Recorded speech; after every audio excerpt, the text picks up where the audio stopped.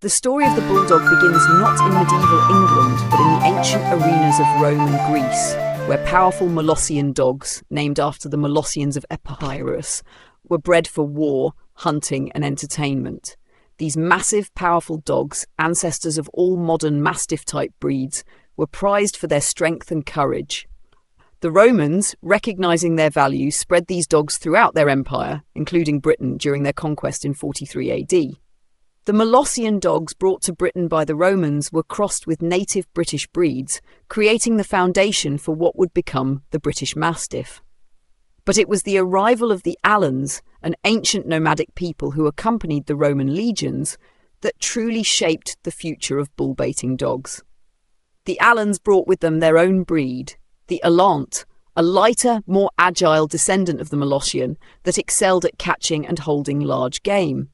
When the Normans invaded Britain in 1066, they brought a refined version of these Alaunt dogs, already specialised for catching and holding large animals.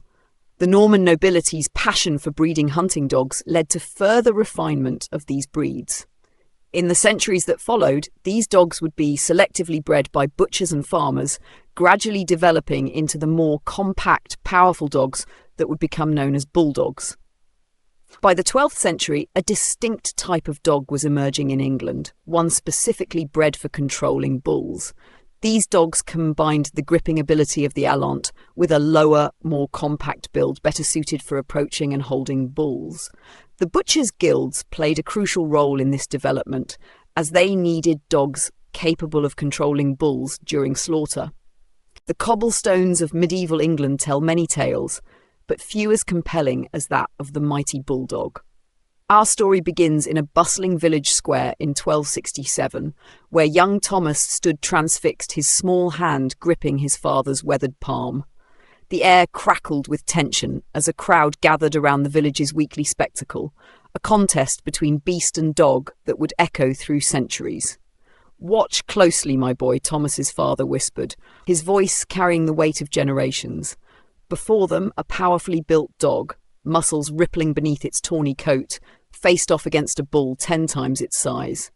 The dog's unwavering courage and iron grip would become legendary, defining a breed that would transform through the ages. The crowd's roars filled Thomas's ears as the bulldog, a magnificent specimen named Thunder, demonstrated the characteristics that made the breed legendary.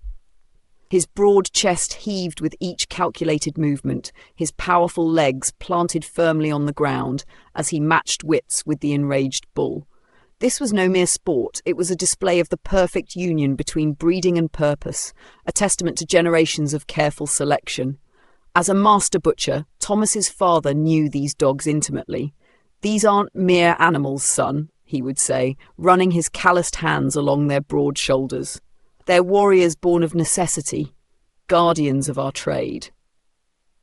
For in those days, butchers believed that meat would be tenderer if the bull was baited before slaughter, a notion that gave birth to a sport both brutal and revered.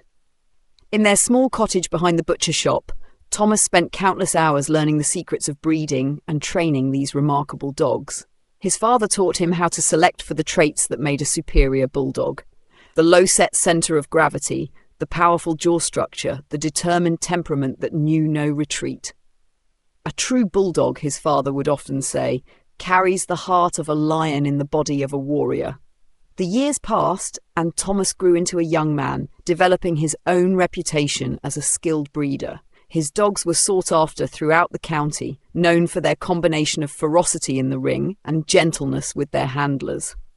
But change was coming to England, carried on the winds of social reform and Enlightenment thinking. When the Cruelty to Animals Act of 1835 arrived like a thunderclap, ending the age-old practice of bull-baiting, many feared this would spell doom for the breed that had served them so faithfully. The streets of London, once alive with the sounds of sporting crowds, fell silent. Bulldogs, once prized possessions, became unwanted remnants of a barbaric past. But Thomas, now a father himself, saw opportunity where others saw defeat. Together with a brotherhood of dedicated breeders, he began a remarkable transformation. In his journal, which survived through generations, he wrote, These dogs possess a nobility that transcends their original purpose. We shall not let their line fade into memory, but rather forge a new path forward. Generation by generation, they reshaped the Bulldog's destiny. Thomas and his fellow breeders selected for temperament as much as physical characteristics, gradually crafting a companion animal that retained its ancestors' courage while developing a gentle soul. The fierce warriors of old evolved into stockier, gentler dogs, their wrinkled faces no longer masks of aggression, but maps of affection. The transformation wasn't without its challenges. Many dogs of the original type were lost to time, their bloodlines ending as tastes changed.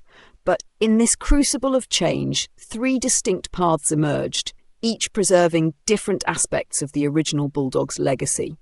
Across the Atlantic, American farmers saw potential in the breed's unwavering loyalty and strength.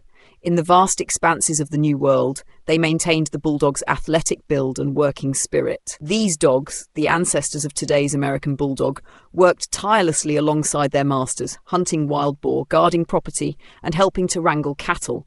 They remained closest to the original Bulldog in build and purpose, though their spirits turned to protection rather than combat. Meanwhile, in the narrow streets of Nottingham, England, lace workers facing industrial upheaval brought their beloved bulldogs to France. These craftsmen, preferring smaller companions for their new urban lives, selectively bred for more diminutive size, but kept the breed's characteristic charm. In the crowded apartments of Paris, these dogs, now known as French bulldogs, found a new purpose as ratters and companions, their bat ears and expressive faces making them irresistible to both working class and aristocracy alike. The English Bulldog underwent perhaps the most dramatic transformation. The once athletic breed became more compact and docile, its face more wrinkled, its gait more rolling.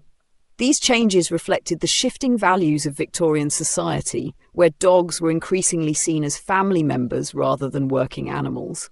By the dawn of the 20th century, the Bulldog had become many things to many people. The English Bulldog, once the fierce gladiator of the arena, now dozed contentedly by countless firesides there, becoming a symbol of British determination and courage during the World Wars. The American Bulldog patrolled farmlands with the same dedication its ancestors had shown in the ring, proving that the working spirit of the breed could be channeled into productive pursuits. And the French Bulldog, the darling of both working class and aristocracy, proved that even the most formidable bloodlines could adapt to lapdog luxury. As elderly Thomas watched his grandchildren romp with their beloved Bulldog, its face now gentled by generations of careful breeding, he marvelled at how far they'd come. In his final years, he would often sit in his favourite chair, a devoted English Bulldog at his feet, and reflect on the journey they had shared. The breed had not just survived, it had flourished, finding new purpose in a changing world. In their transformation lay a profound truth, that strength need not always bare its teeth, that courage could wear a gentle face, and that the fiercest of hearts could learn to love instead of fight. The legacy of the Bulldog stands as a testament to adaptation, resilience, and the enduring bond between humans and their four-legged companions. From the blood-soaked arenas of medieval England to the warm hearths of modern homes, their journey reminds us that even the most fearsome warriors can find peace without losing their strength. More than just a breed of dog, the Bulldog became a living reminder that the ability to change and adapt while staying true to one's essential nature is perhaps the greatest strength of all.